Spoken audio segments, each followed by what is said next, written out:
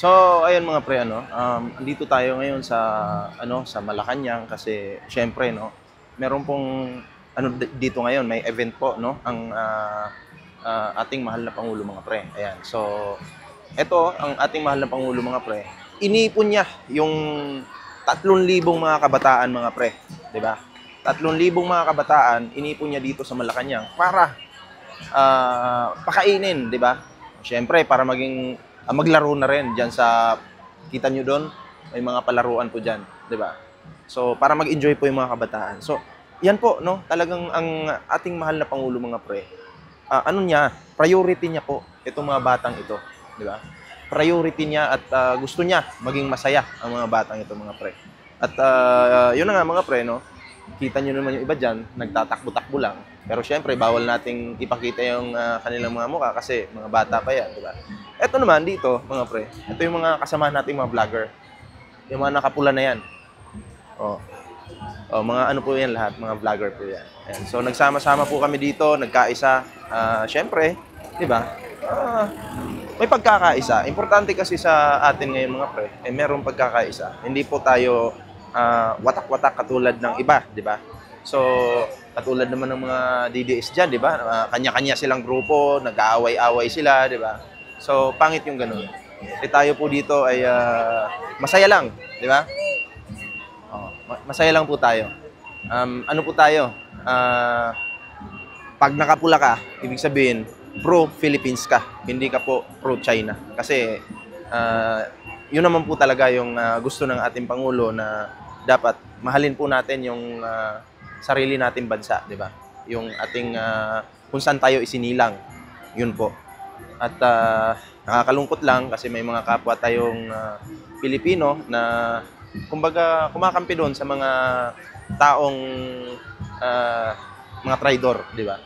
So dahil sa salapi, sila po ay nandoon sumama, di ba? So, yun na nga mga pre, samahan nyo ako dito, mag-ikot-ikot tayo, ipakita ko sa inyo yung lugar. Ayan. Pero syempre, hindi po natin pwedeng tutukan yung mga kabataan dyan kasi ano pa yan, mga bata pa, di ba? Ayan. Tingnan nyo lang yung lugar kung gaano kaganda at kasaya yung mga batang ito. Grabe. Ibang klase. Kung mapapansin nyo doon mga pre, doon sa bandang dulo na yon, ayun, may mga naglalaro doon. Oh. Di ba? So, ano po sila? Takbo. Malawak kasi ito eh. Kung saan-saan po sila tumatakbo. So, ganun po talaga yung mga bata. At ang ating Pangulo mga pre, suportahan po natin, dahil itong taong ito ang talagang bumubuhat po ngayon sa ating bansa. So, kailangan po niya ng ating tulong, 'di ba? Hindi naman po natin pwedeng pabayaan po yung ating Pangulo. Magtulungan po tayo. Tulungan po natin si Pangulong Bongbong Marcos sa pamamagitan ng pagsuporta sa kanya. Paano po ba sumuporta? Syempre, pag may mga fake news po, 'di ba? Alam niyo naman tayo, i-defend po natin yung ating Pangulo. Hindi naman po natin hahayaan na sisiraan lang po ng iba yung ating Pangulo kasi alam naman po natin, maraming mga tao diyan na gustong pabagsakin po ang ating Pangulo. So hindi po natin hahayaan 'yan, 'di ba? So tayo po ay nandito para suporta, 'di ba? Suporta sa ating makapilipinong Pangulo. Walang iba kundi si Pangulong Bongbong Marcos mga pre. Ayan, so maya-maya lang, darating na po ang ating Pangulo. Oo, darating na po. Magsasalita po mamaya dyan sa stage, sa harapan.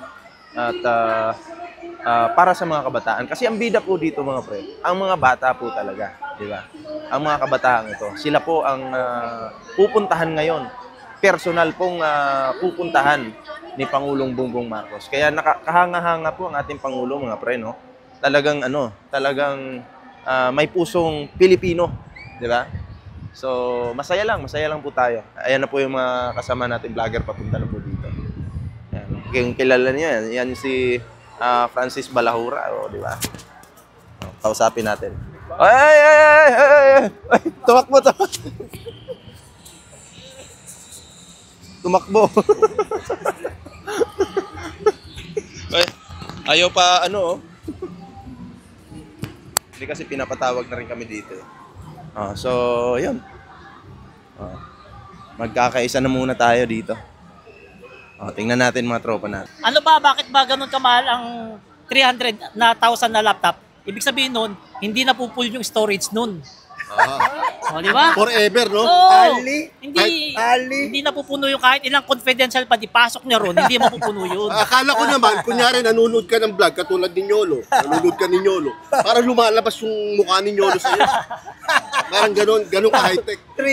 Parang nakakasama mo. O, ito ini-interview na kami ni Nyolo, sa kanya to, hindi sa amin Ayaw po ang ating salamat BBM, salamat guys, ayan po Kakaibang laptop yun. Okay lang. Every Wednesday po sila, every Wednesday po ang salamat BBM sa FB, sa LYD 6 p.m. po Alam natin na hindi pa po ang Kakaibang laptop. Yung CCTV, Peke 21,000. pala, 21,000 peke pala. Si Paler at si Kuya Yayam. Dapat pala sa oli ko yung 21,000 na CCTV ko. Yung motorsiklo. Meron ba? Ay, meron Baka yan. ano yun? Motorsiklo daw. Magkano ba yun? Million yata yan. 1.3. Puta, talo pa yung Vespa ko dun Ibig sabihin, yung 5 Vespa ko, isang motor lang ni Sarah. Hindi, Grabe. Paler, yung Tapos motorsiklo na nagagalit ka yan. sa asawa mo. Ano ba yun? Yung motorsiklo. Nakikita ka ng CCTV. Ganito yan. Yung Pinapatuwad ka. Ipapaalam ko sa'yo. Hindi mo alam yan. Ano yun? Yung motorsiklo na yan, pwede mong lumilipad din yan. Malilipad. Pwedeng lumipad yan. Tapos kung nasa dagat ka naman, pwede din mag-ano yan. Hindi, ano kayang tatak ng motorsiklo na yun? Bakit umabot ng 1,000,000? Di ba? Kasi alam ko pinakamahal na motor sa Pilipinas, Ducati. Big Ducati, bike yun. tama, Oh, big Ducati. bike yun. Yun parang simpleng motor lang yun ng pan-tricycle. Tapos, kasi pang service lang yata sa opisina nila Pinagawa special sa kanya, pinagawa ng China yan. Hindi, Ang brand niyan, Saltik. May sasabihin baka yung motor 100,000 tapos yung the rest na pera pang gasolina. Malamang. Hindi, ang malamang talaga sa alamang dyan, kaya mahal yung motor na yon. Kasi syempre, kapag hulihin na siya, di ba, na-impeach, tapos huli na siya next year dahil may kaso. Kapag sumakay sa roon, magiging invisible yung motor, kasama siya. Kaya pala. Kaya gano'n siguro kamahal mga dilis. Hindi ko sure yan haka-haka lang namin yun. Grabe no, 1.3. Oo, 1.3. 1.3, Lahat ng Vespa ko, mas mahal pa yun. Grabe no. Grabe mga pre, yung motor na yan, no? Salamat BBM. Support namin Wednesday 6 p.m. Supportan nyo din po sila sa kanya-kanya nilang Facebook page. Ayan. BBM, ayan po podcast. Thank you. Thank you. Merry Christmas. Ballpoint, thank Ay, you. ka copy. So ayun mga pre, grabe no. Ang mahal ng motor na yon.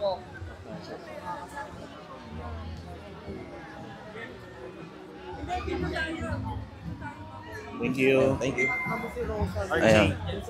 Ano nga palang Facebook at YouTube mo? RJ Angeles po. Thank you. Ayan, supportahan niyo po RJ Angeles sa YouTube at Facebook. Ayan. So, TikTok. Ayan. So, thank you. Dito naman po tayo.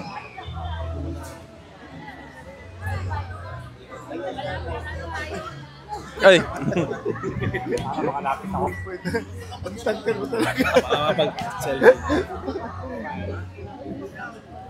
Kompleto po sila dito.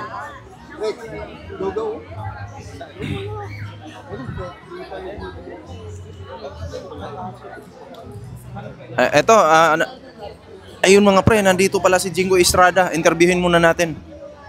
Jinggoy! Jinggoy Estrada! Jinggoy, ano masasabi mo, makukulong ka na ngayon? Actually, bago ako makulong, tinignan ko muna itong programa ng magpapakulong sa akin masasabi ko, I shall return. Hindi ka ba ang kapal na mukha mo, hindi ka ba Hindi ka ba nahiya, nakapangalawa ka na? Sanay na ako. Sanayan lang yan. Pag ikaw nakulong, General Torre, pag ikaw nawala si PBBM, ipapakulong kita. Tanda mo yan. Papakulong kita. Papakulong kita. Kagaya ng ginawa mo sa amin at kagaya ng ginawa mo kay Dut Digongyo. Tanong ko lang, magkano ninakaw mo ngayon? Chat ko na lang sa'yo kasi medyo confidential fund Baka madamay ako dyan. Ba't sabihin may connection tayo? Hindi ka naman madadamay, basta ibubuking kita. Walang hiya ka.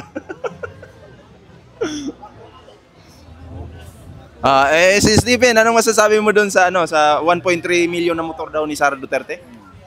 Eh naman, magpapasko na yan pa. De, ang ano yun, ulit nga. 1.3 million na motor ni Sara Duterte. Yung 1.3 million na motor. Ang masasabi ko lang po doon that is subjected for investigation, no, supposed to be, no. Pero ngayon, pag-usapan natin kung bakit tayo nandito ngayon. Nandito tayo ngayon para sa mga kabataan na gustong-gusto ni Pangulong Bongbong Marcos Jr. at ni First Lady Lisa Araneta Marcos na makaramdam ng kasiglahan at kaligayahan. Kaya nga ang programang ito ay ang Balik Sigla, Bigay Saya. Para talaga ito sa mga kabataan, no? Kasi alam naman po natin sa mahal na Pangulo at sa unang ginang ay napakalapit po sa kanilang puso ng mga kabataan. Kitang-kita naman po natin kung paano sila magmahal sa kanilang mga anak, di ba? Mga disente, edukado, mabubuting tao.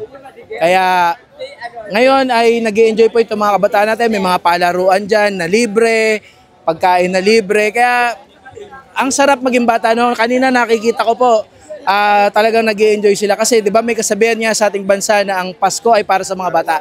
Kasabihan lang yun ha, sila ang main doon, pero para pa rin naman sa ating mga matatanda yan. Dapat nag-i-enjoy tayo kasi dumaan man tayo sa napakaraming kalamidad itong buong taon na to. Kaya nga may purpose kung bakit ang Pasko ay nasa dulo ng ating taon Disyembre. Kasi upang makalimutan natin lahat ng mga hindi magaganda nangyari sa ating buhay. Yan. So, sa mga sa mga subscribers ni Berador Pikwa at ni Ballpoint Man, patuloy nyo pong panoorin, sundan ang mga alagad ng katotohanan. Yan, minsan mapagbiro man yung mga yan, pero sila ay nagsasabi ng katotohanan palagi. Ilang mga kabataan? 3,000 kabataan, pero tingin ko humigit pa Hindi lang 3,000 nandito, ang dami-dami mga nandito kasi talagang bukas po ang Malacanang, no? Taon-taon naman talagang binubuksan to ng mahal nating Pangulong Bongbong Marcos Jr. para sa marami nating mga kababayan. Kasi ang parang sinasabi kasi ng mga basher, especially ng mga DDS, ito daw ay pagpapasikat lamang. Hindi po ito pagpapasikat, no? Hindi po ito pagpapasikat at lalong hindi ito pag-aaksaya ng pondo. Dahil ito mga kabataan na to, balang araw po marami dyan. Kung hindi man lahat ay magiging mga leader din ng ating bansa. Magiging ehemplo sa kanilang mga pamayanan. Karapatan po ng bawat bata ang magsaya at ito po ay mahalaga para sa kanilang paglaki dahil ang mga masasayang bata, madalas yan po yung mga nagtatagumpay sa buhay. Kasi dahil siyempre baon-baon nila yung ganito mga alaala, sila ay matutulungan na maitaguyod ang kanilang paglaki. Diba? Kaya hindi po ito pagpapasikat. Tsaka ba't pa magpapasikat ng Pangulo? Siya na nga yung Pangulo. Siya na yung pinakamataas na leader ng bansa natin. Kailangan pa ba magpasikat?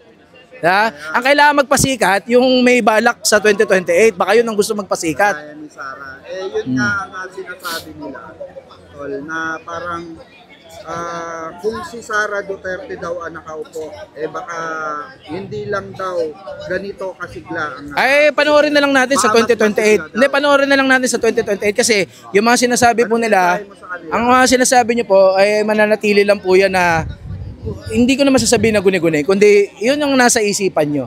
Diba? Tingnan na lang natin kung sa 2028, sa kabila ng hindi niya pagharap sa kanyang mga issue. Ako, hindi ko naman siya pinagbibintangan. Never ko siya pinagbintangan sa aking mga vlogs kasi naniniwala ako innocent until proven guilty. However, sa hindi niya po pagharap, hindi po maiiwasan talaga na maraming Pilipino ang mag-iisip din na baka mamaya may tinatago, baka mamaya may kasalanan. Kaya tingnan natin kung kaya niya itawid hanggang 2028 yan. And then, by that time, dan po natin hulaan o dyan po natin pala makikita kung talagang totoo yung sinasabi nila na mas magiging masaya ang Pasko ng 2028. Tingnan natin.